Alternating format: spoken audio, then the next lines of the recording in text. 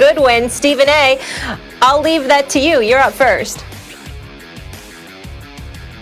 Oh, Lord. So, Max and Molly, y'all know that my brother, one of my best friends in the world, my high school buddy, y'all know my man Jeff Brown. When we're in L.A., he usually comes out there to the show. You know, y'all know Jeff. What you may not have known is that Jeff is a lifelong New York Jets fan. That's bad in and of itself. The fact that he's contaminated my godchildren by making sure that they're Jets fans too is just beyond comprehension, okay? I bring that up because yesterday the New York Jets win a game, and Jeff is in his backyard with a huge smile on his face, wearing a Curtis Martin jersey with a big smile about how they won.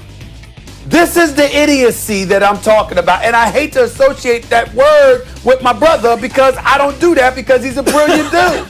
But this makes no sense. The fact that you have Jet fans out there that are happy that you lose the number one overall pick or you lose positioning for the number one overall pick is beyond me. Do they not understand that folks are talking about Trevor Lawrence like they talked about Peyton Manning?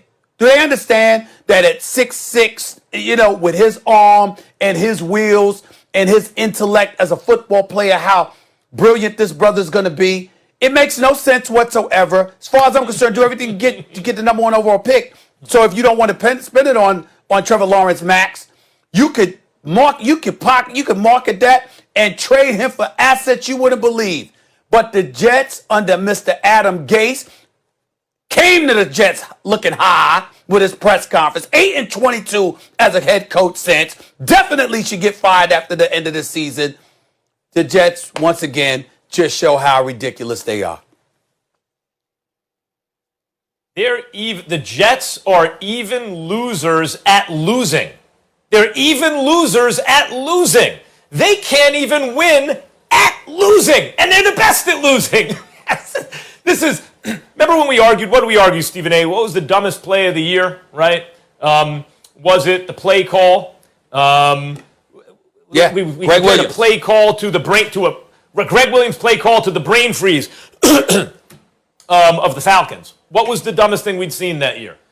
This is like, what's the dumbest thing we saw yesterday, maybe, but it's up there with you. Was it Carson Wentz saying he's not okay being a backup when he played himself into that position? He'd be a backup on all 32 teams. What is he talking about? Like he's okay with a trade. Okay with a trade. You're lucky to get traded. Who's going to take you for that contract? The Jets, or is it the Jets winning that game? I think it's the Jets winning that game. I think it's the dumbest thing I saw over the weekend or heard about. And the Rams, by the way, look. LA is a team that can fall into some traps. Remember they lost that game to the Niners when they were on a roll? Then they beat Arizona and they beat the Patriots handily, 24-3. And you have the Jets, that's a gimme. And you lose that and you fall out of first place in your division. Rams may not emotionally be ready for better things because they can fall into traps still. The Jets blowing the number one pick with a win against a team like the Rams is the most Jets way to win I can think of. It is the loser's way to win. They can't even win at losing. All right, we got a heart out here. I'll leave you with this. You're the one who started it. Sever for Trevor, Max. Maybe he'll go to the other New York team after all. We'll see. When we come back here on First Take, guys, we're going to talk about put a couple drives together. So, played well.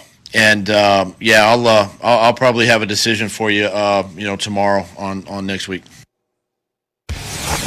Decision looming. All right, with Jalen Hurts under center, the Eagles beat the Saints, then played a competitive game, as you just heard, against the Cards, where Hurts threw for 3 touchdowns and ran for 1. Meanwhile, Adam Schefter's sources say Carson Wentz is not cool with playing backup and wants out if things continue this way.